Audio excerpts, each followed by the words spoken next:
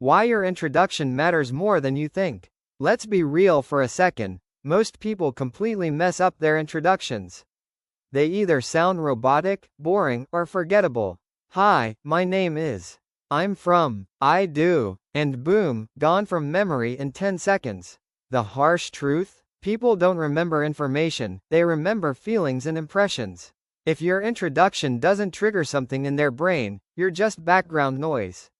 Think about it like this. Every time you introduce yourself, you're basically pitching you as a person.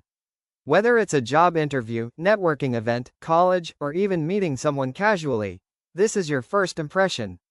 And first impressions are insanely powerful. Psychology studies show that people form opinions about you in just a few seconds. That means your intro isn't just a formality, it's your personal branding moment. Now here's the interesting part. Being memorable is not about being loud, overconfident, or fake. It's about being clear, authentic, and slightly different from the norm. The goal is not to impress everyone. The goal is to make sure that when someone walks away, they can recall you specifically. Not, some guy the first met, but, that guy who said something interesting. In this video, we're going to break down exactly how to introduce yourself in a way that sticks in people's minds. No fluff, no cringe lines, no fake confidence, just practical, psychological, and real strategies. Even if you currently have zero idea how to introduce yourself properly, by the end of this, you'll have a system you can use anywhere. The biggest mistake people make while introducing themselves. Most people think introducing themselves is about sharing information. That's the first mistake. They treat it like filling a form: name, job, city, done. But here's the reality. Nobody cares about raw data unless it connects to something meaningful. Your name alone is not memorable. Your job title alone is not interesting. What matters is the context and story behind it. Let's break this down logically. The human brain is wired to filter out boring or repetitive information. If someone hears 20 people say, "Hi, I'm a student," or "I work in sales," their brain automatically categorizes all of them into one generic group. You become replaceable. It's not personal, it's just how cognition works. The brain is trying to save energy, so it ignores anything that doesn't stand out. Another mistake is trying too hard to sound professional or perfect. People end up using stiff, unnatural language that doesn't reflect who they actually are. This creates a disconnect. When your words don't match your personality, people subconsciously sense it. That's why some introductions feel awkward even if the words are technically correct. Authenticity matters more than perfection. Also, many people focus only on themselves without considering the listener. A strong introduction is not just about who you are, it's about what the other person can relate to or find interesting about you. If your intro doesn't give the listener something to hook onto, the conversation dies instantly. So the core mistake is simple: treating introductions like information delivery instead of impression creation. Once you understand this shift, everything changes. You stop reciting facts and start creating impact. The psychology of being memorable. If you want people to remember you, you need to understand one simple thing. The human brain is not designed to remember everything. It's designed to remember what stands out. This is called selective attention. Out of hundreds of interactions, the brain keeps only what feels different, emotional, or relevant. So if your introduction sounds like everyone else's, your chances of being remembered drop to almost zero. Now here's where it gets interesting. People remember patterns that are slightly broken. If something is too normal, it gets ignored. If something is too weird, it gets rejected. But if it's just a little different, the brain gets curious. That curiosity creates a mental hook, and that hook is what makes you memorable. Your introduction should sit exactly in that zone, not boring, not over the top, but slightly unexpected. Another key factor is emotional connection. Humans don't store plain facts very well, but they remember how something made them feel. If your introduction creates even a small emotional reaction, interest, surprise, relatability, you instantly increase your chances of being remembered. That's why storytelling, humor, or a unique angle works so well. It gives your intro a feeling, not just words. So the goal is clear. Your introduction should trigger attention, break a small pattern, and create a tiny emotional impact. Once you understand this psychology, you stop guessing what to say and start designing your introduction strategically. And that's where the real game begins. The simple 3-step structure for a powerful introduction. Now let's make this practical. Instead of overthinking what to say, you can use a simple 3-step structure that works almost everywhere. This structure is who you are plus what you do plus what makes you different. Sounds basic, but the way you deliver these 3 parts is what changes everything. Most people only do the first 2 and completely ignore the third. That's why they're forgettable. Step 1 is who you are, but don't just say your name like a robot. Say it with clarity and presence. Your tone, eye contact, and confidence already start shaping the impression. You don't need to overcomplicate this part, just be natural. The goal here is to establish identity, not to impress. Step 2 is what you do, but here's the twist: don't use boring labels. Instead of saying, "I'm a student," or "I work in marketing," add a little context. For example, what kind of student? What kind of marketing? This adds specificity, and specificity makes you more real and easier to remember. Step 3, and the most important, is what makes you different. This is where you stand out. It could be a unique skill, an unusual interest, a personal mission, or even a simple twist in how you describe your work.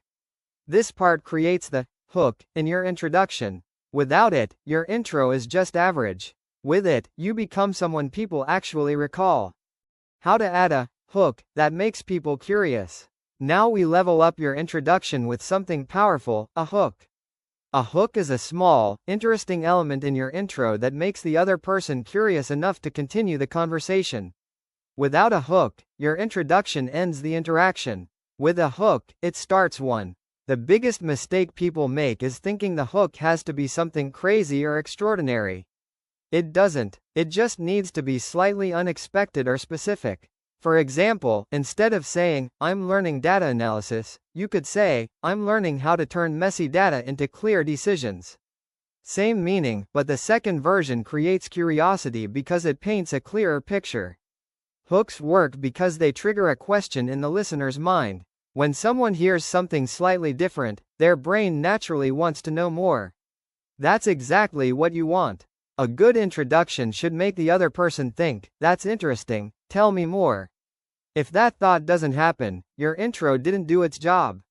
So whenever you introduce yourself, ask, "What is the one line here that can spark curiosity?" Add that line intentionally. It doesn't have to be perfect, just different enough to break the pattern. That one small tweak can turn a forgettable introduction into one that actually opens doors. The power of story instead of plain statements. Here's a shift that instantly upgrades your introduction. Stop stating facts, start hinting at a story. Humans are naturally wired to respond to stories, not plain information. When you say something in a storytelling way, even if it's just one line, your introduction becomes more engaging and easier to remember. For example, instead of saying, "I'm learning Python," you could say, "I recently started learning Python because I wanted to understand how data actually drives decisions." Now this feels like a journey, not just a statement. It gives context, purpose, and direction, all in one line. That's what makes it more powerful. The key is not to tell a long story, but to compress a story into a single sentence. Think of it like a teaser. You're not explaining everything. You're just giving enough information to make the other person curious about the why behind what you do. That why is what people connect with. So next time you introduce yourself, don't just list what you do. Add a hint of how you got there or why you're doing it. That small storytelling element makes your introduction feel human, real, and way more memorable than a flat sentence. Confidence is not loudness, it's clarity. A lot of people think being confident means speaking loudly, using big words, or acting overly energetic. That's completely wrong. Real confidence in an introduction is simply clarity plus calmness. If your message is clear and your delivery is steady, people automatically perceive you as confident. Let's break it logically. When someone speaks too fast, over-explains, or tries too hard to impress, it signals uncertainty. On the other hand, when someone speaks at a normal pace, uses simple words, and doesn't rush, it shows control. And control is what the brain interprets as confidence. So the goal is not to sound impressive, the goal is to sound clear and composed. Another important factor is body language. Even if your words are perfect, poor body language can ruin the entire impression. Maintain eye contact, keep your posture straight, and avoid unnecessary movements. These small physical signals reinforce what you're saying and make your introduction more impactful. So remember this: you don't need to act confident. You need to remove confusion from your message and your delivery. When your introduction is simple, structured, and calm, confidence naturally shows up. And that makes people take you seriously without you forcing anything. Common situations and how to adapt your introduction. A smart introduction is not fixed, it changes depending on the situation. The way you introduce yourself in a job interview is different from how you do it at a party or a networking event. If you use the same script everywhere, it starts feeling robotic and out of place. So the key is to adapt while keeping your core structure the same. In a professional setting like an interview, your focus should be on clarity and value. Who you are, what skills you have, and how you can contribute. Keep it sharp and relevant. But in a casual setting, you can be more relaxed and add personality. Maybe include a fun detail or a unique interest. Same structure, just a different tone. In networking situations, the goal is connection. That means your introduction should make it easy for the other person to respond. Add something that invites conversation, like a current goal or something you're exploring. This makes the interaction two-sided instead of a one-way introduction. So don't memorize one perfect introduction. Instead, understand the structure and adjust it based on context. That's what makes you look socially aware and intelligent. You're not just repeating lines, you're communicating with purpose. Practice, refinement, and making it natural.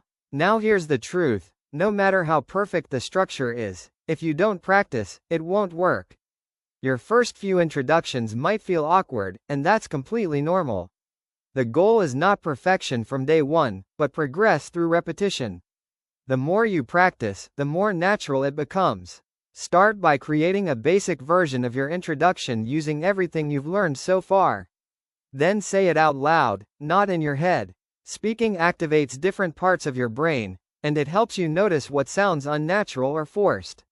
If something feels weird when you say it, it needs refinement. Another powerful method is feedback and observation. Pay attention to how people react when you introduce yourself. Do they ask follow-up questions? Do they seem interested or disengage? Their reactions are data. Use that data to tweak your introduction. This is exactly how improvement works: test, observe, adjust. Over time, your introduction should feel effortless, not rehearsed. You shouldn't be thinking about each word, you should just know the flow. That's when you reach the level where your introduction sounds real, confident, and memorable without trying too hard. Turn your introduction into your identity. At this point, you've understood something most people never do. Introducing yourself is not a small skill, it's a life advantage. Every opportunity, every connection, every first impression starts with how you present yourself. And now you're no longer guessing, you have a clear system to follow. Let's quickly lock it in. Don't just share information, create an impression. Use the 3-step structure: add a hook, bring in a hint of story, and keep your delivery clear and calm. Adapt based on the situation, and most importantly, keep refining through practice. This is not theory anymore, it's something you can apply immediately. Here's the real shift: your introduction is not just what you say in the first 10 seconds. It's how people remember you after you leave. That means every time you introduce yourself, you're building a reputation in people's minds. And once you understand that, you start treating your words more strategically. Now it's your turn. Take what you've learned and create your own introduction today. Test it in real conversations, observe reactions, and improve it step by step. Because the moment people start remembering you, your opportunities start multiplying, and that's where things get interesting.